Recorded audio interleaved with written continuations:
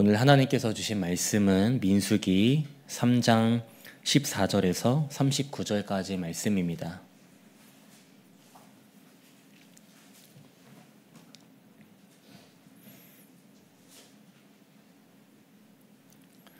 민수기 3장 14절에서 39절 말씀을 제가 봉독하겠습니다. 여호와께서 시내 광야에서 모세에게 말씀하여 이르시되 레위 자손을 그들의 조상의 가문과 종족을 따라 계수하되 1개월 이상 된 남자를 다 계수하라. 모세가 여호와의 말씀을 따라 그 명령하신 대로 계수하니라. 레위의 아들들의 이름은 이러하니 게르손과 고핫과 무라리요. 게르손의 아들들의 이름은 그들의 종족대로 이러하니 림니와 시므이요. 고핫의 아들들은 그들의 종족대로 이러하니 아므람과 이스라엘과 헤브론과 우시엘이요. 무라리의 아들들은 그들의 종족대로 말리와 무시이니 이는 그의 종족대로 된 레위인의 조상의 가문들이니라. 게르손에게서는 림니 종족과 시므이 종족이 났으니 이들이 곧 게르손의 조상의 가문들이라. 계수된 자 곧 1개월 이상 된 남자의 수요 합계는 7,500명이며 게르손 종족들은 성막 뒤 곧 서쪽에 진을 칠 것이요. 라엘의 아들 엘리아삽은 게르손 사람의 조상의 가문의 지휘관이 될 것이며 게르손 자손이 회막에서 맡을 일은 성막과 장막과 그 덮개와 회막 휘장문과 뜰의 휘장과 및 성막과 제단 사방에 있는 뜰의 휘장문과 그 모든 것에 쓰는 줄들이니라. 고핫에게서는 아므람 종족과 이스라엘 종족과 헤브론 종족과 우시엘 종족이 났으니 이들은 곧 고핫 종족들이라. 계수된 자로서 출생 후 1개월 이상 된 남자는 모두 8,600명인데 성소를 맡을 것이며 고핫 자손의 종족들은 성막 남쪽에 진을 칠 것이요. 우시엘의 아들 엘리사바는 고핫 사람의 종족과 조상의 가문의 지휘관이 될 것이며 그들이 맡을 것은 증거계와 상과 등잔대와 제단들과 성소에서 봉사하는 데 쓰는 기구들과 휴장과 그것에 쓰는 모든 것이며 제사장 아론의 아들 엘레아살은 레위인의 지휘관들의 어른이 되고 또 성소를 맡을 자를 통할할 것이니라. 무라리에게서는 말리 종족과 무시 종족이 났으니 이들은 곧 무라리 종족들이라. 그 계수된 자 곧 1개월 이상 된 남자는 모두 6,200명이며 아비하일의 아들 수리엘은 무라리 종족과 조상의 가문의 지휘관이 될 것이요. 이 종족은 성막 북쪽에 진을 칠 것이며 무라리 자손이 맡을 것은 성막의 널판과 그 띠와 그 기둥과 그 받침과 그 모든 기구와 그것에 쓰는 모든 것이며 뜰 사방 기둥과 그 받침과 그 말뚝과 그 줄들이니라. 성막 앞 동쪽 곧 회막 앞 해 돋는 쪽에는 모세와 아론과 아론의 아들들이 진을 치고 이스라엘 자손의 직무를 위하여 성소의 직무를 수행할 것이며 외인이 가까이 하면 죽일지니라. 모세와 아론이 여호와의 명령을 따라 레위인을 각 종족대로 계수한즉 1개월 이상 된 남자는 모두 22,000명이었더라. 아멘. 오늘도 이 새벽에 거룩한 주님의 성전으로 나오신 성도님들 그리고 7시에 온라인으로 함께 하시는 성도님들을 주님의 이름으로 환영하고 축복합니다.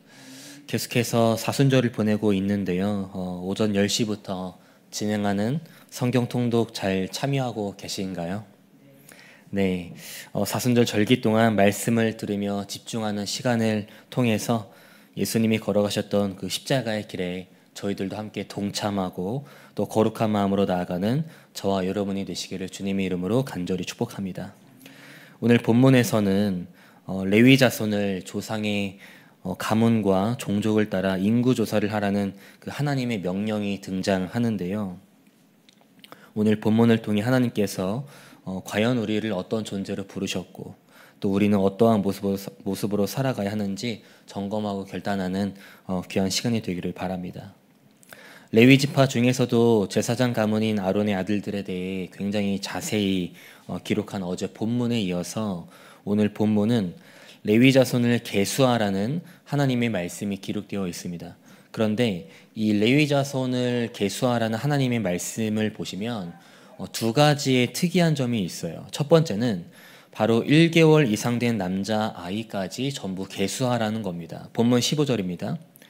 레위 자손을 그들의 조상의 가문과 종족을 따라 계수하되 1개월 이상 된 남자를 다 계수하라.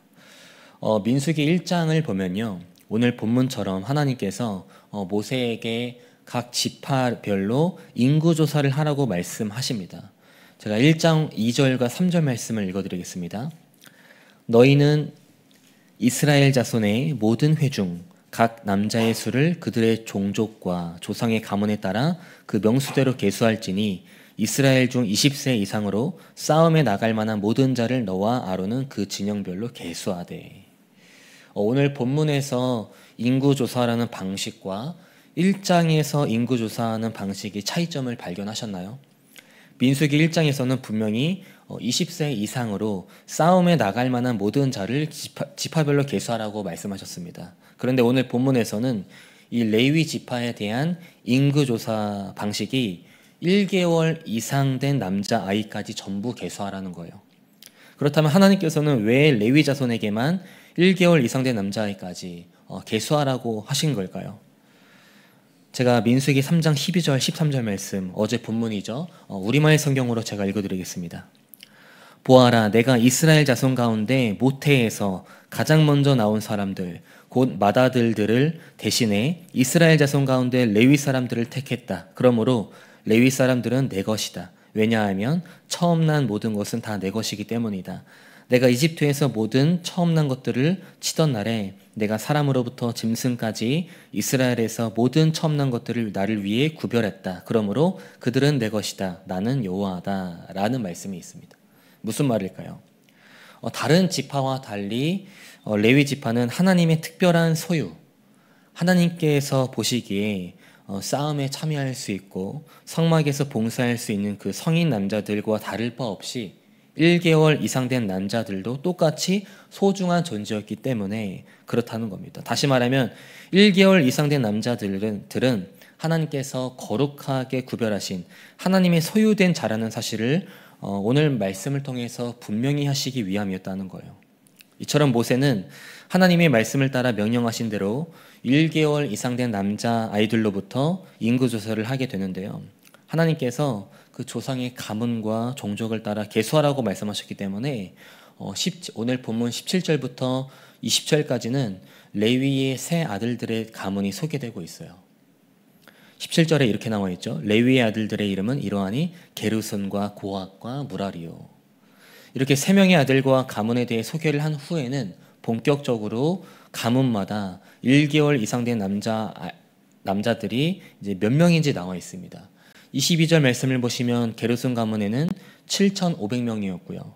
또 28절 말씀에 고핫 가문에는 8,600명, 그리고 무라리 가문에는 6,200명으로 인구조사가 진행됐습니다.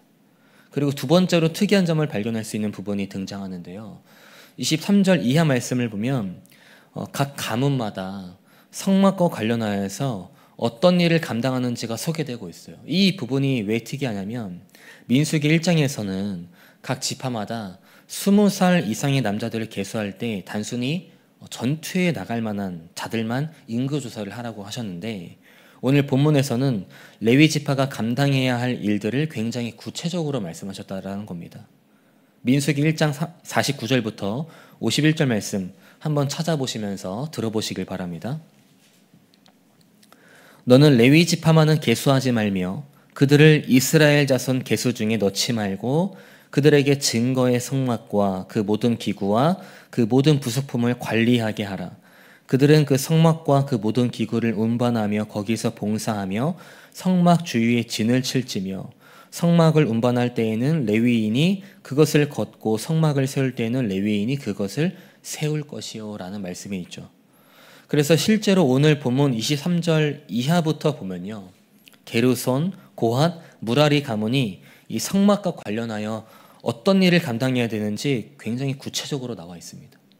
먼저 게르손 가문은요, 성막을 중심으로 서쪽에 진을 쳤고요, 성막의 휘장과 줄을 관리하는 일을 맡았어요. 23절, 25절, 26절 말씀입니다. 게르손 종족들은 성막 뒤 곧 서쪽에 진을 칠 것이요 게르손 자손이 회막에서 맡을 일은 성막과 장막과 그 덮개와 회막 휘장문과 뜰의 휘장과 및 성막과 제단 사방에 있는 뜰의 휘장문과 그 모든 것에 쓰는 줄들이니라. 여러분들이 보시기에는 그 게르손 가문이 맡은 역할, 성막의 휘장과 줄을 관리하는 일에 대해서 어떻게 느껴지시나요? 게르손은 레위의 장자였습니다. 그런데 이 게르손 가문이 맡은 이 역할이요, 성막을 관리하는 일 중에서도 가장 어렵고 힘든 일이었습니다. 즉 육체적인 노동을 가장 필요로 하는 일이었다는 거예요. 그러니까 당시 이 장자에 대한 문화를 생각한다면 한 가문을 대표하고 가문의 권한을 물려받는 장자와는 뭔가 좀 어울리지 않은 역할이라고 생각할 수도 있습니다. 그럼에도 하나님께서는 이 게르손 가문에게 가장 힘든 일을 맡기셨다는 것, 그 이유가 하나님 앞에서 그 어떤 일이 됐든 귀한 것임을 보여주고 있다는 거죠. 이어서 고앗 가문이 맡은 역할이 소개되고 있는데요. 본문 29절과 31절 말씀입니다. 고앗 자손의 종족들은 성막 남쪽에 진을 칠 것이요 그들이 맡을 것은 증거계와 상과 등잔대와 제단들과 성소에서 봉사하는 데 쓰는 기구들과 휘장과 그것에 쓰는 모든 것이며, 고앗 자손은 성막을 중심으로 남쪽에 진을 쳤습니다. 그리고 성막이 이동할 경우에 증거계와 진설병상, 등잔대, 분향단, 번제당 등 성막에서 중요한 기물들을 옮기는 역할을 감당했어요. 하나님께서 고앗 가문에게 이 성막의 기물을 옮기는 역할을 맡기신 이유가 있습니다. 출애굽기 6장 18절과 20절 말씀에 이런 말씀이 있어요. 잘 들어보세요. 고앗의 아들들은 아므람과 이스라엘과 헤브롯과 우시엘이요 고앗의 나이는 133세였으며 아므람은 그들의 아버지의 누이 요게벳을 아내로 맞이하였고 그는 아론과 모세를 낳았으며. 어제 담임 목사님께서 말씀하셨지만 이 고앗의 아들은 아므람이었습니다. 그런데 이 아므람의 아들들이 누구라고 나와 있습니까? 아론과 모세였어요. 성막의 전체적인 것을 책임지는 모세와 또 제사 드리는 직무를 맡은 제사장 아론이 속한 가문이 고앗 가문이었다는 거죠. 그래서 하나님께서는 이 고앗 자손에게 성막의 기물을 옮기는 역할을 맡기셨다는 거예요. 그 다음으로는 레위의 세 번째 아들인 무라리 가문의 역할이 나오는데요. 본문 35절부터 37절까지 말씀을 보시기 바랍니다. 아비하일의 아들 수리엘은 무라리 종족과 조상의 가문의 지휘관이 될 것이요 이 종족은 성막 북쪽에 진을 칠 것이며 무라리 자손이 맡을 것은 성막의 널판과 그 띠와 그 기둥과 그 받침과 그 모든 기구와 그것에 쓰는 모든 것이며 뜰 사방 기둥과 그 받침과 그 말뚝과 그 줄들이니라. 이 무라리 가문은 성막을 중심으로 북쪽에 진을 쳤습니다. 그리고 이 성막의 골격을 이루는 기둥과 받침 등 성막에서 가장 무거운 것들을 책임지는 역할을 맡았어요. 그리고 마지막으로 동쪽에 있었던 사람들이 있었는데요. 본문 38절 말씀에 이렇게 나와 있습니다. 성막 앞 동쪽 곧 회막 앞에 돋는 쪽에는 모세와 아론과 아론의 아들들이 진을 치고 이스라엘 자손의 직무를 위하여 성소의 직무를 수행할 것이며 외인이 가까이 하면 죽일지니라. 이 모세와 아론 등 지도자 집단이 있었습니다. 이스라엘 민족 전체를 이끌고 간다는 상징적인 의미가 있죠. 이렇게 성막을 중심으로 서쪽은 게르손 가문, 남쪽은 고앗 가문, 북쪽은 무라리 가문, 동쪽은 모세와 아론 등 지도자 집단이 있었고요. 결국 동서남북으로 자리를 잡는 위치가 완성된 거죠. 그렇다면 1개월 이상 된 남자아이부터 인구 조사를 한 레위 지파, 이 레위 지파의 남자는 모두 몇 명이었을까요? 39절에 보면 그 수가 22,273명으로 나와 있습니다. 그럼 나머지 다른 11개 지파의 수는 어땠을까요? 레위 지파를 제외한 나머지 11개 지파를 인구조사할 때 하나님께서 20살 이상 된 남자, 즉 전투에 나갈 만한 남자만 조사한 거거든요. 그래서 당연히 일반적으로 저희들이 생각할 때는 1개월 이상 된 남자부터 인구조사를 한 레위 지파의 수가 더 많을 거라고 생각을 하게 됩니다. 하지만 민수기 1장을 쭉 보시면 다른 11개 지파는 20살 이상 된 남자부터 인구조사를 했음에도 평균적으로 3만 명 이상에서 8만 명 사이로 기록되어 있어요. 그러니까 다시 말하면 하나님께서는 이 숫자적인 면에서 가장 많은 지파가 아니라 가장 적은 레위 지파를 특별히 구별하셔서 하나님의 일을 맡기셨다라는 겁니다. 성막에서의 봉사를 맡기셨고요.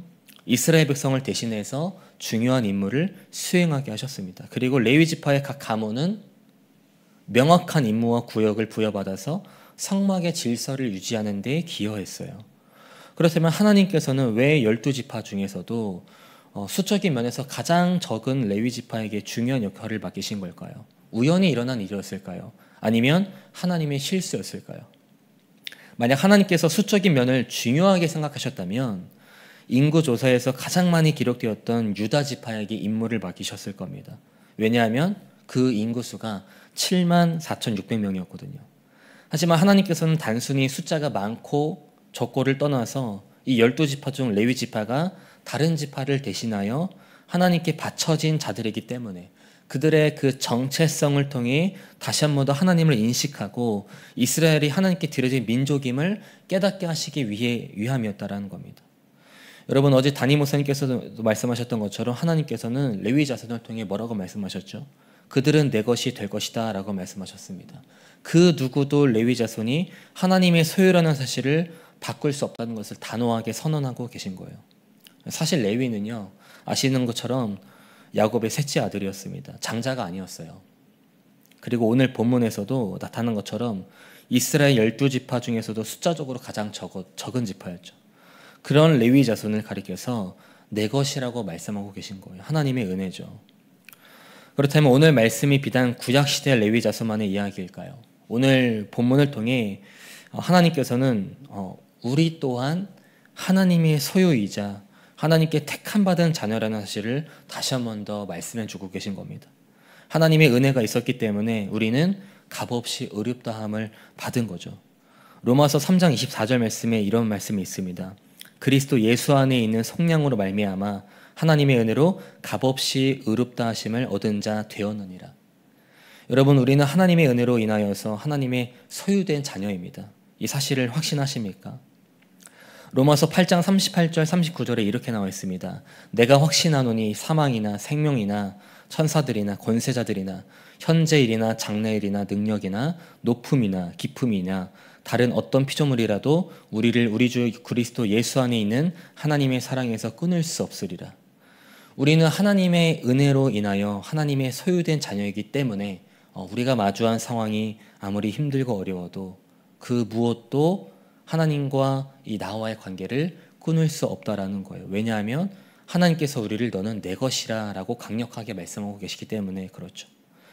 여러분, 지금 사순절을 보내고 있습니다. 이 절기에 우리의 정체성을 다시 한 번 더 점검하시길 바랍니다.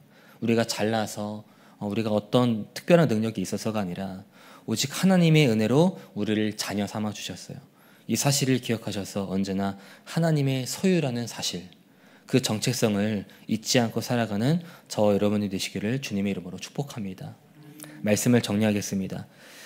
지금 중고등부에서는 사순절을 맞이해서 그 산상수훈을 중심으로 말씀을 나누고 있습니다. 지난 주일에는 그 빛과 소금이라는 그 말씀을 나눴는데요.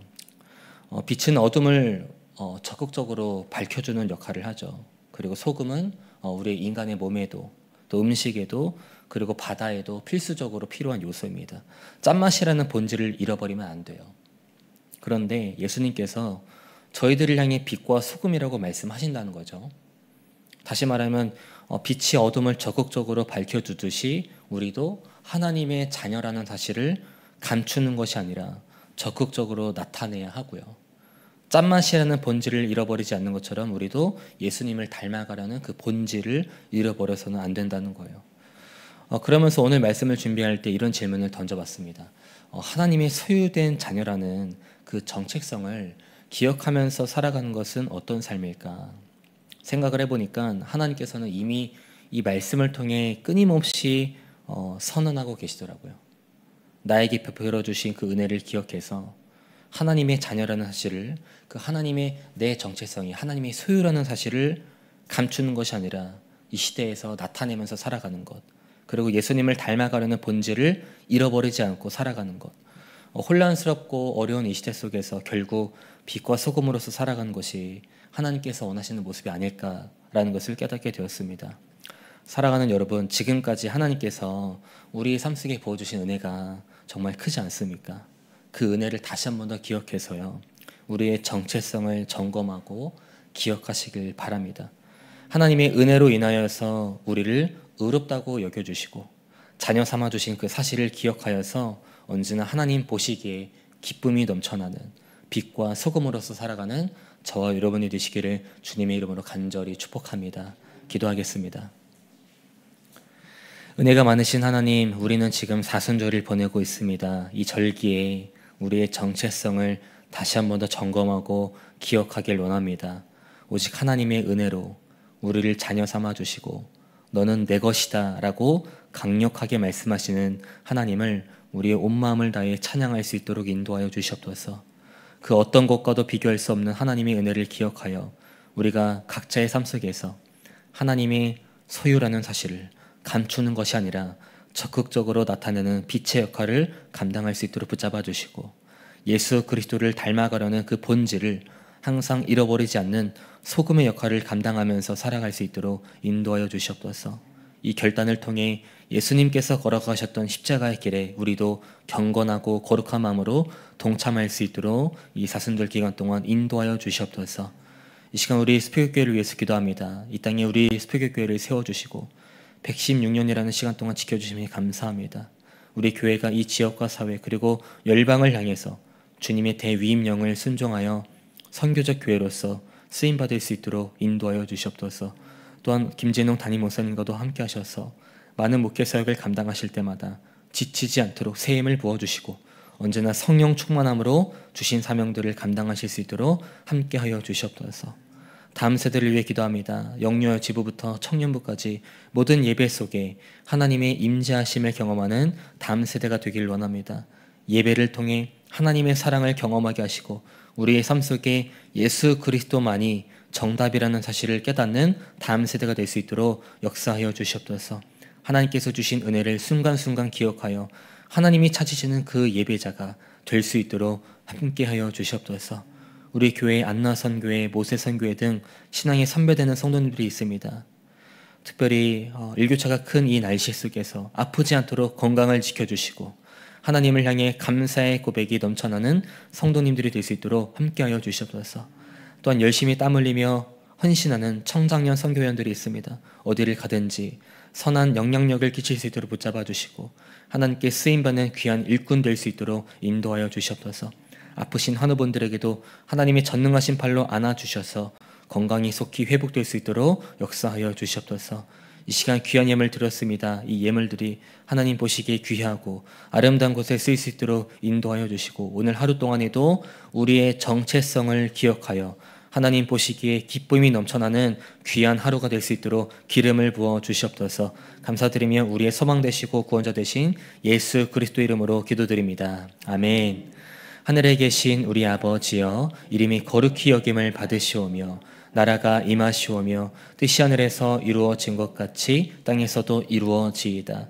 오늘 우리에게 일용할 양식을 주시옵고 우리가 우리에게 죄 지은 자를 사하여 준 것 같이 우리 죄를 사하여 주시옵고 우리를 시험에 들게 하지 마시옵고 다만 악에서 구하시옵소서. 나라와 권세와 영광이 아버지께 영원히 있사옵나이다. 아멘.